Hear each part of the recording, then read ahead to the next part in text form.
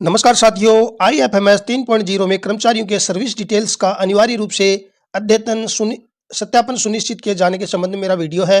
Video को पूरा देखें और वीडियो के द्वारा बताई गई प्रक्रिया के अनुसार आप लोग IFMS 3.0 में अपनी जो सर्विस डिटेल है उसको पूर्ण अवश्य करवा लें।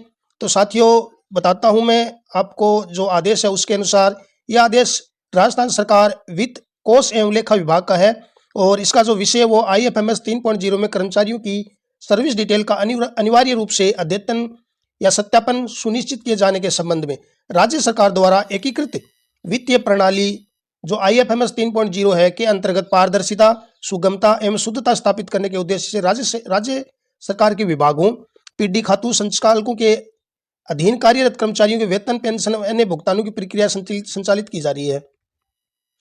तो बताता हूं साथियों कि IFMS 3.0 में राजस्थान सरकार के जो सभी विभाग, जिसमें पीडी खाते के कर्मचारी भी शामिल हैं, उनके वेतन, पेंशन, अन्य भुगतान जो है वो प्रक्रिया इससे की जा रही है।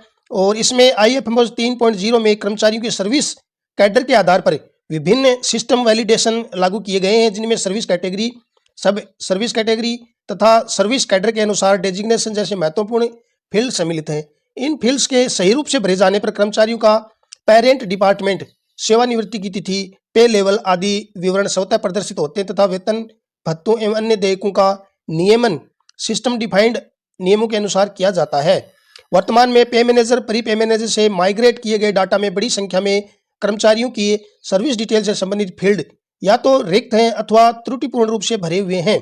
यानी पे मैनेजर और प्री पे मैनेजर से जो डाटा IFMS पे माइग्रेट किए गए हैं, तो इस दौरान बहुत से जो कर्मचारी हैं उनकी जो सर्विस डिटेल के जो फील्ड हैं वो या तो खाली पड़े हैं या फिर त्रुटिपूर्ण रूप से भरे हुए हैं। यद्यपि IFMS 3.0 में उक्त फील्ड्स के अद्यतन सत्यापन की सुविधा कराई गई है, तथापि विभिन्न आरण वितरण अधिकारियों द्वारा अब तक यह कार्य पूर्ण नहीं किया गया। इसके परिणाम स्वरूप महालेखागार राजस्थान द्वारा कर्मचारियों के अनियमित भुगतानों संबंधित प्रकरण राज्य सरकार की जानकारी में लाए जा रहे हैं। इस संबंध में पूर्व में भी वित्त विभाग द्वारा पत्र क्रमांक दिनांक इतने के माध्यम से समस्त विभागाधीशों को निर्देशित किया गया था। इसके बावजूद वर्तमान में काफी संख्या में कर्मचारियों की सर्विस डिटेल IFMS 3.0 में अद्यतन नहीं की है, जिससे सिस्टम वैलिडेशन प्रभावी रूप से लागू नहीं हो पा रहा है।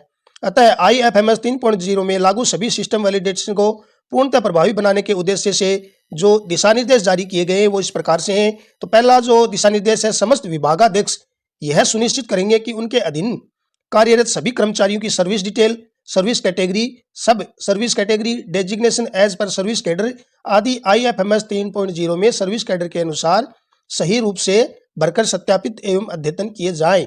तो ये जो जानकारी है इसको सही भर के और इसका वैलिडेशन किया जाना है। यह कार्य संबंधित DDO द्वारा तत्काल प्राथमिकता के आधार पर पूर्ण किया जाए। उपयुक्त समस्त डाटा का अद्यतन सत्यापन सही रूप से नहीं किए जाने की स्थिति में संबंधित DDO एवं विभागाध्यक्ष पूर्ण उत्तरदायी होंगे। IFMS 3.0 एक प्रणाली आधारित सुविधा प्रदान करता है। प्रणाली में गलत मैपिंग अथवा किसी भी प्रकार की अनियमित भुगतान के प्रकरण में GF&R के प्रावधानों के अनुसार संबंधित कार्यालयाध्यक्ष का ही उत्तरदायित्व होगा। जिन कार्मिकों का डेटा अपडेट नहीं होगा उनका माह मार्च 2026 दे अप्रैल 2026 का वेतन जो है वो नहीं बन पाएगा और इसकी जिम्मेदारी समस्त DDO की रहेगी। तो साथियों, ये जो आदेश है इसके अनुसार सभी कर्मचारियों की जो सर्विस डिटेल है उसको पूर्ण रूप से भर के और उसका सत्यापन किया जाना है। किस प्रकार से हम सर्विस डिटेल भरेंगे पूरी वीडियो में आप लोगों को बताऊंगा मैं। तो आप लोगों को ले चलता हूं IFMS 3.0 में DDO लॉगिन पे।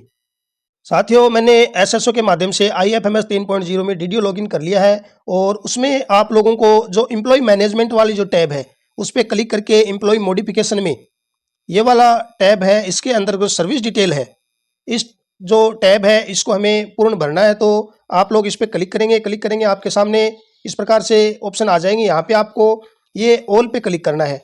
जैसे ही आप ऑल पे क्लिक करेंगे उस DDO के अधीन समस्त जो कर्मचारी है उनकी लिस्ट आ जाएगी और यहाँ पे नीचे आप देखेंगे आइटम पर पेज, इसमें आप अधिकतम कर लेंगे, यानी जितने कर्मचारी हैं उसके अनुसार आप करेंगे तो समस्त जो कर्मचारी हैं उनकी लिस्ट इस प्रकार से यहाँ आ जाएगी। और उनके आगे जो मॉडिफाई का ऑप्शन दिया हुआ है उस पर आप लोगों को क्लिक करना है। जैसे आप क्लिक करेंगे इस प्रकार से उस कर्मचारी की जो डिटेल है वो आप देख रहे हैं, कुछ डिटेल भरी हुई है, कुछ अभी भी यहाँ खाली पड़ी हैं। तो आप लोगों को सर्विस कैटेगरी यहाँ पे देखिए कौन कौन से ऑप्शन आते हैं।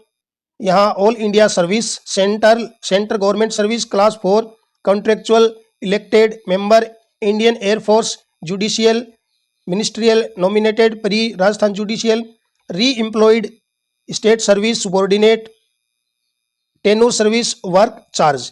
तो यहाँ पे ये जो डिटेल है आप लोगों को स्टेप बाय स्टेप जो है पूरी करनी है।